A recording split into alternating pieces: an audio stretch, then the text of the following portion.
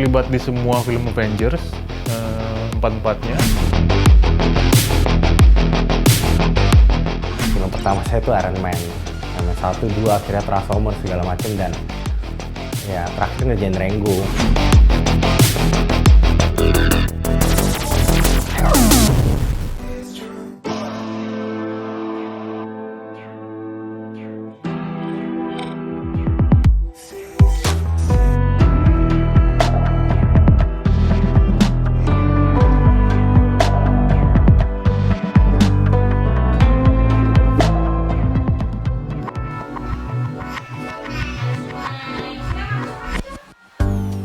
Saat ini, ragam film animasi mewarnai layar televisi atau gawai.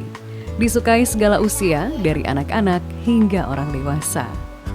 Adalah Si Huma, film animasi perdana yang diproduksi oleh Perum Produksi Film Negara.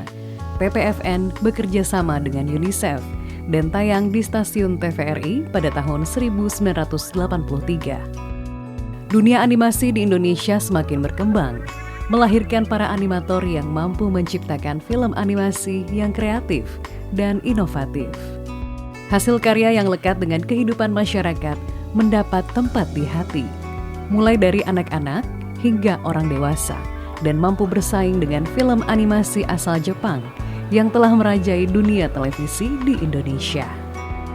Kini, dunia animasi berkembang pesat di Indonesia, dari hiburan, pendidikan, bahkan menjelma menjadi sebuah industri kreatif, bagian dari industri 4.0. Kita di ruangan ini yang bakal selamat. Apa yang bisa kita lakukan kalau begini? Berdasarkan data Asosiasi Industri Animasi Indonesia, AINAKI tahun 2020, dalam rentang tahun 2015 hingga 2019, industri animasi Indonesia tumbuh pesat hingga 153%, dengan rata-rata kenaikan 26% per tahun. Lihat dari segi market, kita ini sangat potensial. Itu yang kemudian mendorong pemerintah untuk mengembangkan subsektor animasi ini. Tahun 2015 gitu ya, sebelum pandemi, kita itu sudah mendapatkan dari subsektor animasi ini sekitar 238 miliar. Di 2019 dia naik menjadi 602 miliar rupiah. Itunya pendapatan dari industri animasi. Nah, terjadilah pandemi. Tapi ternyata turunnya juga tidak banyak, Mbak. 2020 ketika pandemi itu 510 miliar 2020 pendapatannya. Ini setelah pandemi dia bounce back lagi. Jadi malah saya ngelihat bahwa di sektor animasi sebenarnya ketika itu dilakukan di rumah, kan kebanyakan orang anak-anak itu bermainnya di depan komputer ya pastinya ya, animasi ya itu bisa dilakukan ketika di rumah. Jadi ini juga akan menjadi meningkat dengan pesatnya nih. Saya yakin akan hal ini bahwa nanti pada tahun 2020-an bisa naik cukup tinggi ke depannya gitu, subsektor animasi. Pertumbuhan industri animasi semakin berkembang dengan tingginya permintaan produk animasi untuk tayangan televisi dan aplikasi digital. Menurut data AINAKI tahun 2020, industri animasi di Indonesia mampu menyerap 24.000 tenaga kerja dan 5.771 animator yang didominasi oleh para generasi muda. Dan kenapa dia padat karya? Dalam membuat satu film animasi itu membutuhkan banyak orang. Jadi biasanya itu scene-nya itu dibagi-bagi.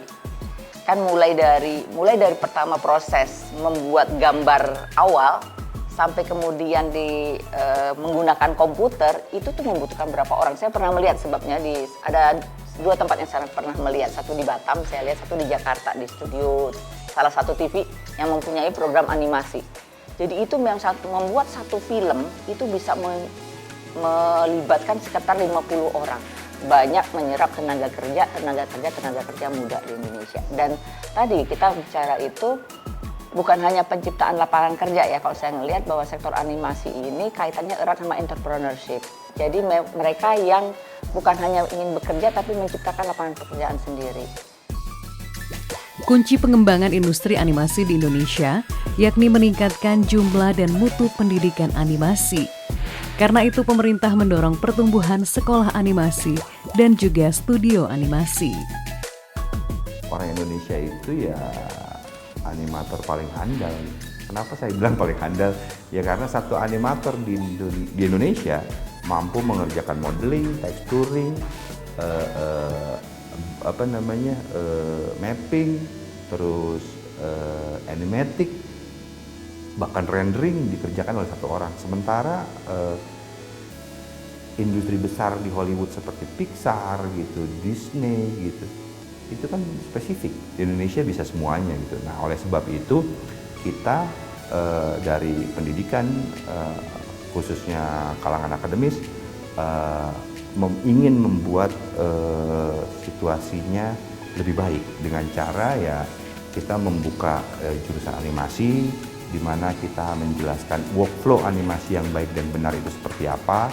Ya satu-satunya cara untuk menciptakan pendapatan tadi adalah dari grassroots-nya, yaitu pendidikan. Di mana kita menciptakan generasi animator yang hebat dan industri siap menampung untuk memajukan industri animasi. Jadi memang untuk memajukan animasi di Indonesia ya harus integrated dari hulu hingga ke hilir. Saat ini, sekolah animasi mulai tumbuh di Indonesia untuk mencetak para animator handal. Menurut Kementerian Pendidikan, Kebudayaan, Riset, dan Teknologi, terdapat sekitar 105 sekolah menengah kejuruan dengan jurusan animasi dan juga ratusan sekolah non-formal. Beberapa sekolah animasi di Indonesia lahir dari tangan dingin para animator handal yang turut mendorong pertumbuhan dunia animasi di Indonesia dengan turut mencetak para animator muda.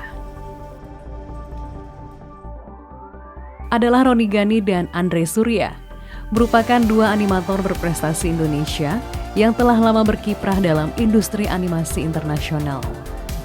Sekolah animasi yang mereka dirikan yakni Bengkel Animasi dan Inspire School of Digital Art, ESDA, menjawab kebutuhan Indonesia akan animator muda, berkarya, dan kreatif.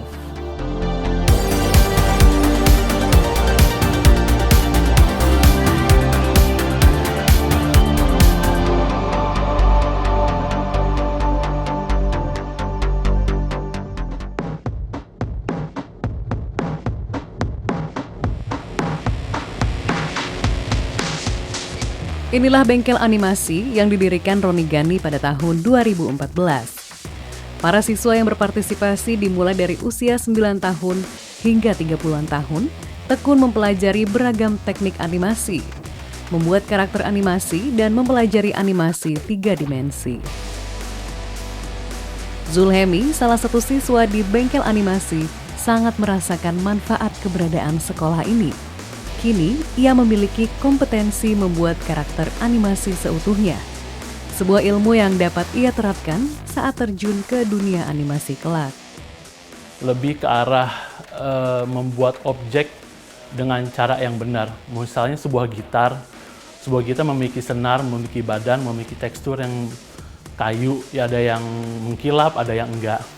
Itu yang belajar untuk dasar 3D modeling. Dan setelah belajar itu udah lewat, itu hanya membutuhkan sebulan 2 bulan untuk mengerjakannya. Dan setelah itu kita langsung memasuki tahap yang lebih advance, yaitu ngebuat anatomi manusia. Setiap Aquus Usus pasti selalu ada dapat sertifikat lah ya. Tapi selain dapat sertifikat, kita juga akan diberikan bantuan oleh bengkel untuk dicarikan sebuah studio atau perusahaan yang akan menerima pekerjaan atau internship. Sekolah ini didirikan Roni Ghani atas kepedulian terhadap kebutuhan para animator untuk mengisi setiap peluang dalam industri animasi Indonesia. Roni mengakui Indonesia memiliki potensi besar untuk mengembangkan industri animasi.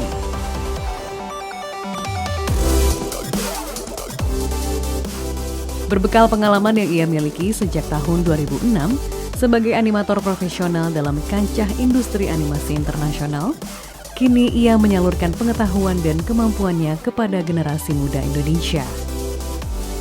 Roni Ghani telah menghasilkan banyak karya animasi untuk beberapa film Hollywood ternama. Sebut saja Star Wars, Avengers, Pacific Rim, Transformer, Ant-Man, dan Aquaman. Ia pernah bekerja di Lucasfilm dan Walt Disney Company.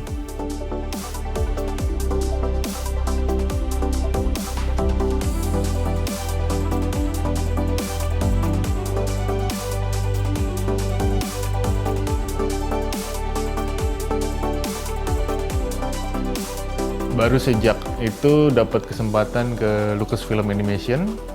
Nah di situ saya mulai ngerjain Clone Wars, Star Wars The Clone Wars, dan ya dengan keep performing at the studio, kemudian kita dianggap lebih mampu menghandle dan diberikan tanggung jawab yang lebih kompleks dan lebih besar. Itu akhirnya impact-nya ke saya bisa ditransfer dari Lucasfilm Animation ke Visual Effects department mereka, yaitu ILM, di mana ILM adalah studio visual effects yang memang khusus ngerjain film-film high budget gitu, film-film Hollywood. Meskipun saya kerja di luar negeri ya selama belasan tahun, tapi saya cukup dekat dengan dan saya bahkan berusaha mendekatkan diri dengan industri atau landscape industri di tanah air melalui bengkel animasi. Bengkel animasi ini saya bikin memang khusus untuk menjadi support, katakanlah khususnya dari sisi manpower dan informasi untuk orang-orang yang pengen berkarir di industri animasi di Indonesia gitu ya. Saat ini sangat sedang bergairah industri animasi di Indonesia. Terlebih saat kita melihat memang industri konten secara umum juga lagi booming. Ini termasuk implikasinya secara langsung ke animasi. Saya tahu sendiri bahwa ada beberapa atau banyak studio animasi di Indonesia yang saat ini karena kapasitasnya yang udah sangat penuh sehingga mereka harus katakanlah mempush out atau tidak menerima proyek-proyek yang ditawarkan karena memang kapasitas mereka sudah penuh gitu. Nah, dari kondisi ini yang sangat disayangkan karena dari mereka itu juga sering cerita ke saya bahwa ada banyak kendala tentang ketersediaan resource, khususnya human resource atau tenaga kreatif. Itu juga yang jadi motivasi saya untuk membuat dan mendirikan bengkel animasi gitu, untuk menjembatani antara lulusan pelajar untuk menuju ke standar industri gitu.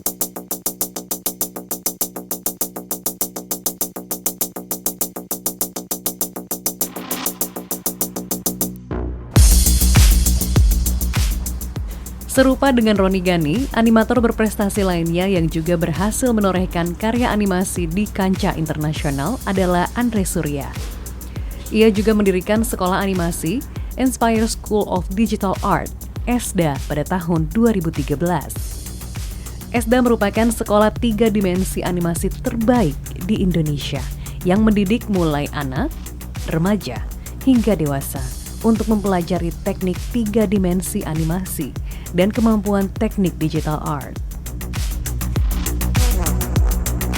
Andre Surya terlibat dalam pembuatan animasi di berbagai film populer, seperti Iron Man, Indiana Jones, Rango, Star Trek, Terminator, dan Transformer.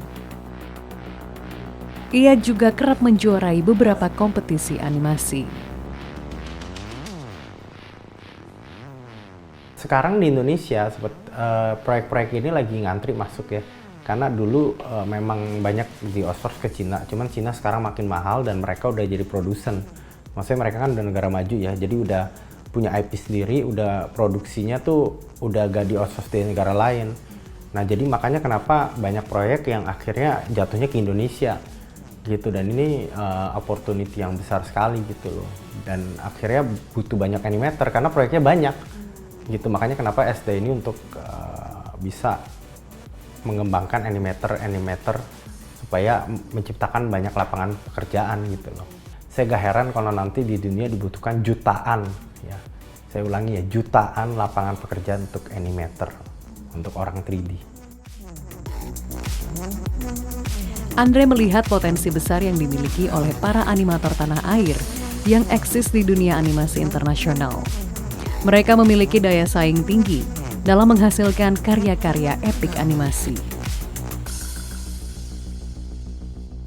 Jadi di channel itu banyak yang dikerjain orang Indonesia.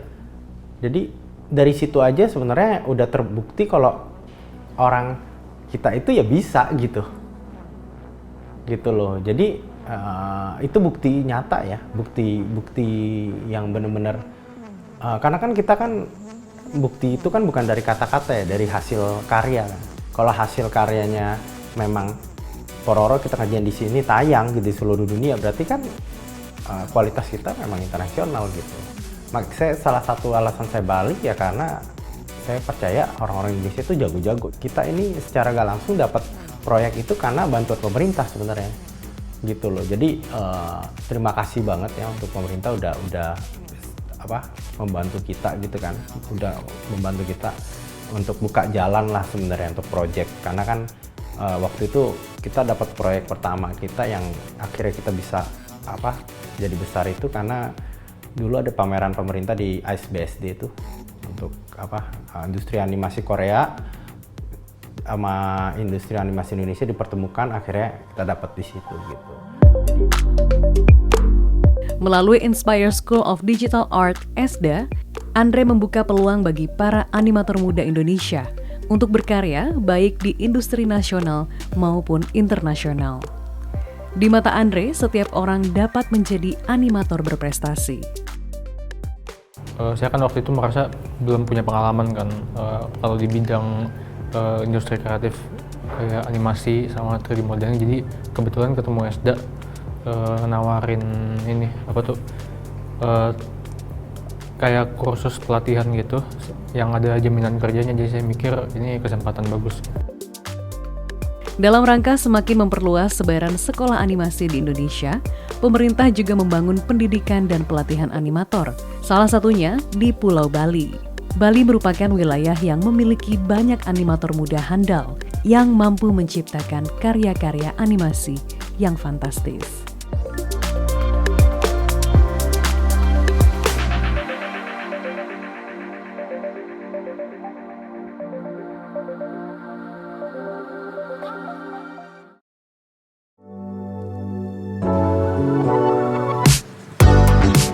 Sesuai dengan amanat Undang-Undang Nomor 3 Tahun 2014 tentang perindustrian, Kementerian Perindustrian sejak 2016 mengadakan berbagai program pelatihan meliputi bidang animasi, programming, dan desain grafis, serta wirausaha industri di Balai Diklat Industri, BDI Denpasar. Ini merupakan bagian dari implementasi program beasiswa pendidikan dan pelatihan 3-in-1 dalam upaya mendukung pengembangan industri kreatif nasional. Nah, Diklat 3-in-1 ini kan dia konsepnya, dia ibaratnya kita bimbing, kita ajarkan mereka, dan kita tempatkan kerjanya. Nah, tapi tidak semuanya untuk kita tempatkan pekerjaannya. Tapi ada sebagian mereka tuh karena sudah diklat, merasa ibaratnya udah dapat ilmunya, mereka juga bisa untuk membuka peluang kerja sendiri. Nah, kalau dia mau ditempatkan kerjanya, kami kan bekerja sama beberapa studio yang ada di seluruh Indonesia. Kami buka per kelas tuh 24 orang. Tapi yang daftar tuh melebihi itu. Ternyata kan antusiasnya untuk belajar animasi maupun digital content maupun sosial media itu menarik ternyata. Jadi masyarakat sangat antusias untuk belajar di Diklat 3-in-1 kami. Karena Diklat 3-in-1 itu yang itu saya bilang tadi, keluarnya itu harus mereka udah siap kerja. Jadi siap kerja tuh bisa kerja di industri, kalau industri kan kami di sini studio namanya. Ataupun mereka bisa membuka peluang sendiri. Target kami untuk Diklat 3-in-1 itu sekitar 2.000 peserta, 2.000 orang per tahun. Tapi kadang-kadang kami melampaui target. Bisa 2.200, 2.100. Selagi anggaran yang dikasih ke kami, ini kan titipan uang negara, harus kami pakai memang buat masyarakatnya. Jadi target kami memang tercatatnya 2.000, tapi selalu masuk di 2.100 atau 2.200. Adi Priyanata adalah salah seorang alumni Balai Diklat Industri dan Pasar. Mengenyam pelatihan di tahun 2016, 2020, dan 2021. Kini ia telah menguasai teknik 2 dimensi background, visual effect, dan 3 dimensi aset, dan bekerja di Tridatu Animasi sebagai 2 dimensi artist dan juga sebagai salah satu pendiri. Kalau untuk ilmunya cukup banget sih, karena kan kita tahu dasarnya, kita udah ada materi, ya ilmunya itu kita udah dapat walaupun masih sedikit gitu, tapi waktu kita ke industri, kita nggak buta-buta banget gitu. Jadi industri udah siap juga pakai kita gitu. Karena kan ada uji kompetensinya juga. Jadi kita dapat sertifikasi dari pemerintah bahwa kita di industri itu udah siap gitu. Keberadaan studio animasi bagi perkembangan industri animasi di Indonesia memegang peranan besar sebagai penyerap tenaga kerja dan penghasil karya-karya animasi. Selain mendorong pertumbuhan sekolah animasi, pemerintah juga memacu perkembangan studio animasi di Indonesia. Saat ini berdasarkan data Ainaki tahun 2020, jumlah studio animasi di Indonesia mencapai 146 studio yang tersebar di Jakarta, Jawa Barat, Jawa Tengah, Jawa Timur, Yogyakarta, Bali, Sumatera Utara, Sumatera Barat, Sulawesi Selatan, dan Maluku. Lalu yang kedua, ternyata jumlah studio tiap tahunnya di Indonesia sendiri itu mengalami perkembangan 200%. Jadi selalu ngedouble gitu. Jadi kalau kita melihat perkembangannya itu, berarti pertanyaannya kan, oh industrinya berkembang dong. Ada kebutuhan berarti, ada demand, baik itu dari lokal maupun dari luar. Nah, lalu pertanyaan kedua adalah SDM-nya cukup atau enggak? Gitu kan? Berarti PR kita bersama-sama dari data tersebut, kalau mau mengembangkan potensi tadi, kita harus bisa nih menciptakan SDM yang untuk bisa menyerap tadi, sehingga peningkatan di industrinya lebih masif lagi. Berikutnya ada Base Studio yang berlokasi di Pulau Dewata, Bali.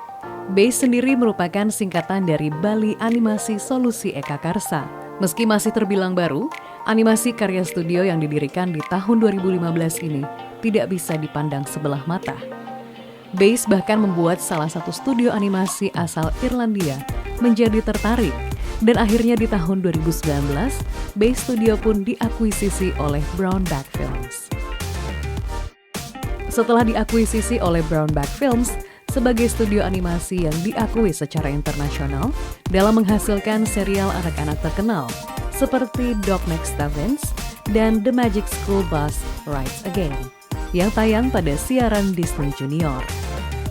Memang saat ini lebih banyak porsinya adalah international project.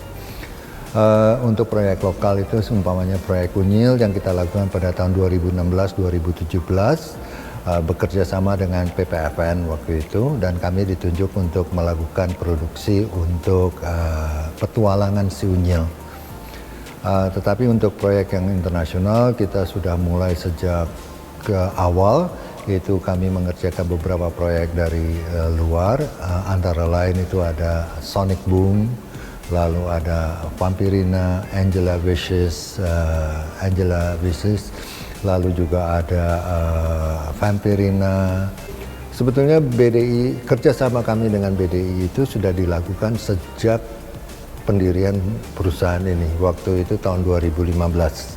Dan saya waktu itu melihat bahwa BDI itu adalah sebuah kerja nyata dari pemerintah untuk membangun industri animasi melalui jalur pengembangan SDM.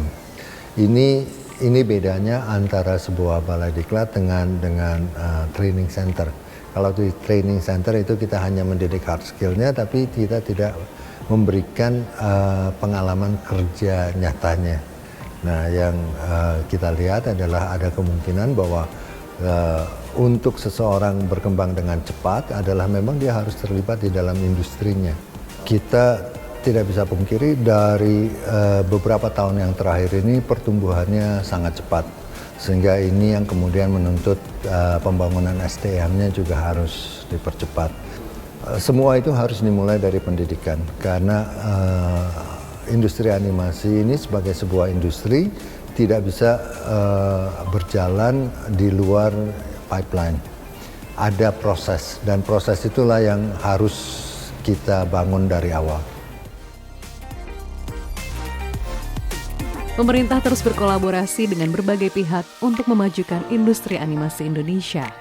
Keberadaan sekolah animasi di Indonesia diharapkan mampu menjawab kebutuhan sumber daya animator dan kreator di bidang animasi, agar Indonesia mampu bersaing dengan negara-negara penghasil animator seperti Jepang, Amerika, dan Korea.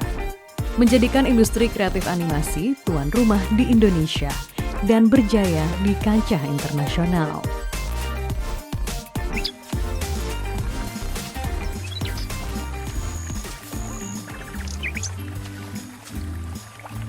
Ya, selesai. Sudah beres. Begini kan? Iya. Hei, wah. Ya. Makanya hati-hati.